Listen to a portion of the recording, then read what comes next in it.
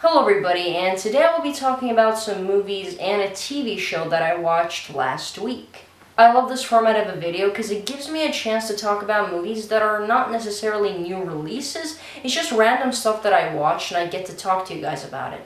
I watched a lot of different movies and plus a TV show and anime show, and I'm going to briefly talk about each one of them in this video. Let's start with the one that I loved the most out of everything I watched, and it is a TV show, anime show to be particular, and it's called Fullmetal Alchemist Brotherhood. Since I've never talked about anime on this channel, I'll share my quick opinion on that. I love anime. I watch some anime movies and shows from time to time, although I've not seen all the great ones. Fullmetal Alchemist Brotherhood is an example. I just recently got a chance to see it, but I'm trying my best. When it comes to Fullmetal Alchemist Brotherhood, there are two things that make this show incredible. First thing is plot/story. It starts off as this story of two brothers trying to get their original bodies back, and you feel like that's all it is, but no, there's so much more the show sets up, and by the end of the show, it is just this huge, humongous story, and it is incredibly written. And the second thing is the characters. Characters are some of the most well-developed ones I've ever seen in any show. Although our main protagonists are the Elric brothers, by the end of the show there are so many more characters that you get attached to. Because throughout the show we get introduced to these different characters, and they're not disposable characters made just for one episode. We get them throughout the entire show, and by the end you have as I said, an attachment to them. So they're well developed, you care about them, and there's this entire team and bond of these amazing protagonists. It is incredible. I pretty much talked about two aspects that make any movie or show great, and here they're done just perfectly.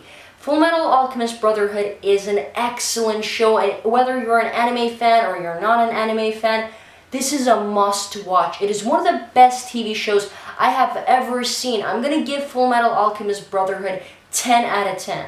After Fullmetal Alchemist Brotherhood, I watched a movie that I missed, unfortunately, in 2019. It was actually one of my most anticipated films, but I just didn't get to see it, and it's Knives Out. When I started watching this movie, I thought it's going to be a classic whodunit movie where our character, Daniel Craig detective, is going to go around the house and suspect every character one by one, and by the end we get the true story.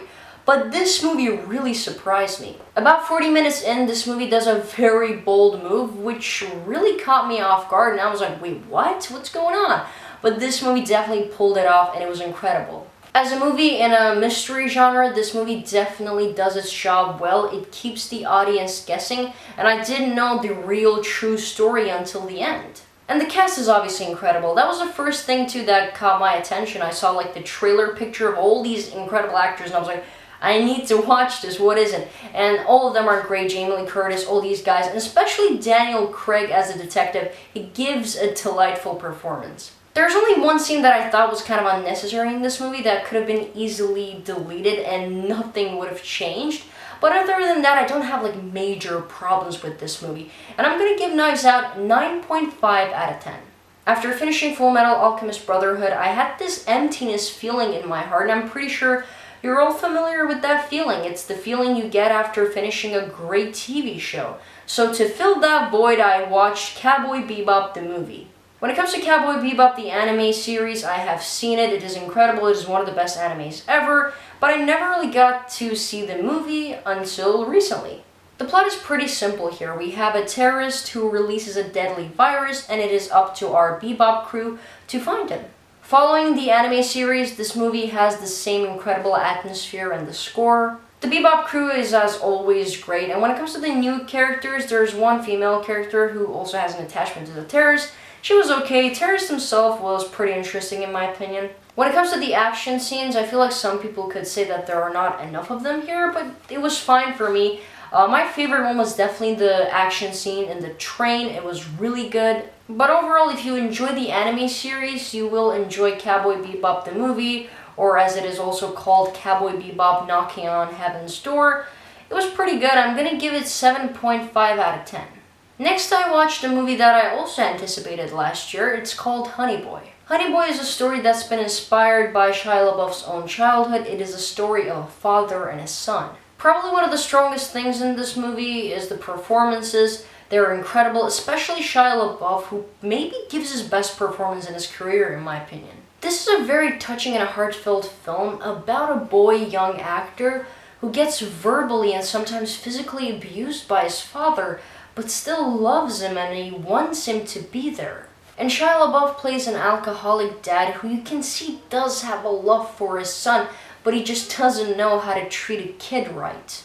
Overall, Honey Boy seems to be a very personal story, and I did enjoy it. I thought it was very touching. I'm going to give it 9 out of 10.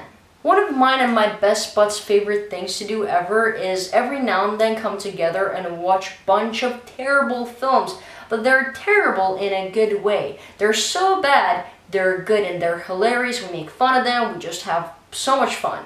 It's usually a lot of terrible horror films, but sometimes it is also different genres. It can be anything, pretty much. And the first film in our marathon list was Cats. Cats is definitely one of the most uncomfortable films I have ever seen in my entire life. This is a movie about people who are acting very weirdly, and notice I said weirdly and not like cats because there's just nothing about them that looks like cats. It's just a human body that's been CGI'd with fur. Terrible CGI, by the way, oh my god. And the facial features are human features, their hands and feet are human feet and hands. It's so freaking bizarre. The entire cast in this movie moved around like this. I guess that's what they think cats move around like. From time to time I actually had to look at my cat so my eyes wouldn't hurt as much. Cats definitely does work as a play, but it just doesn't translate to a movie. I mean, musical numbers were okay, but everything else, God. This is just a nonsensical film where we have scenes of humanoid cockroaches, again, terrible CGI by the way, and then Rebel Wilson as a cat who spreads her legs and scratches her thighs. I guess that's what they think cats do. They don't, and then we have a pretty good cast of actors, actually. We have Ian McKellen here, and he has a scene where he drinks water out of a bowl like a cat. It was just, I don't know what to say. I'm tongue-tied. And so I'm going to give Cats 2 out of 10. And then we watched The Darkness. It's a horror film that I'm pretty sure nobody has ever heard of. And if you have, I hope you have never watched it because it's one of the most cliched horror films I have ever seen. So let me tell you about the plot of this film. A family returns from a vacation and now there's an evil spirit in the house. And the youngest kid in the house obviously speaks to these evil spirits. He's friends with those spirits. Oh, we've never seen that plot before, have we? And then obviously family first thinks it's just bizarre events going on, but you know, nothing serious. And then by the end of the film, they're like, oh shit, something's actually going on. Let's call a spiritual healer. She comes in, her name is Teresa. You cannot get more cliche than that. Teresa obviously says, oh, there are evil spirits in the house. And then she says some weird words, and that's it. Evil spirits are gone and the family is happy. That's the entire movie, guys. And that was made. By the way, Kevin Bacon is in this movie, and you can tell that he does not want to be there. He just wants to get his paycheck and get the hell out of there. I mean, I don't blame him. That movie was just atrocious. There's literally nothing good about The Darkness. It is literally one of the most cliched things I've ever watched. I mean, it is 3% on Rotten Tomatoes. I'm gonna give it a 0 out of 10.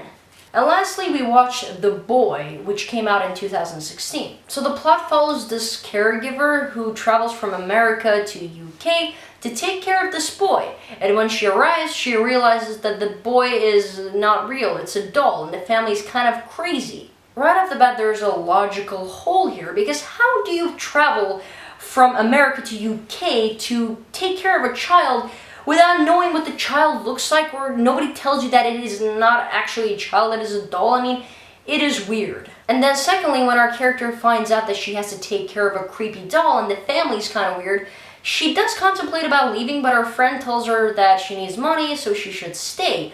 But I don't know about you guys, but even if I needed money, I'd go and find any other job, but I wouldn't really want to take care of a creepy doll and in a creepy family. So it's very hard to relate to a character like that. But in defense of the movie, I'll say that the characters here are not that bad, and they're not some of the worst in horror history.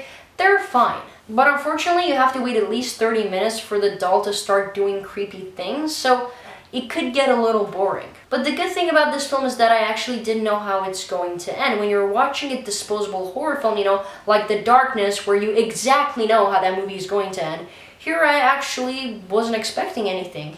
And the movie did manage to surprise me. It had kind of a plot twist at the end, but I will say that that plot twist has a lot of logical holes, so it doesn't work that well. Overall, I could describe The Boy as good ideas but bad execution, and it can get boring at times, and I'm gonna give The Boy 5 out of 10. So that is it for the movies I watched last week. I watched a lot of films, some of them good, some of them really bad, The Darkness, but I did have fun nonetheless. Also guys, I recently created an Instagram account where I also share my movie thoughts and opinions, so if you're interested, go follow. I'll link my Instagram account in my bio. So that is it for this video guys. Let me know down in the comments below what are the movies and shows you've been watching recently. I want to know your opinion, and if you enjoyed this video, you can leave a like, and if you didn't, you can leave a dislike. And if you don't want to miss my other movie and TV show related videos, subscribe to this channel. Bye.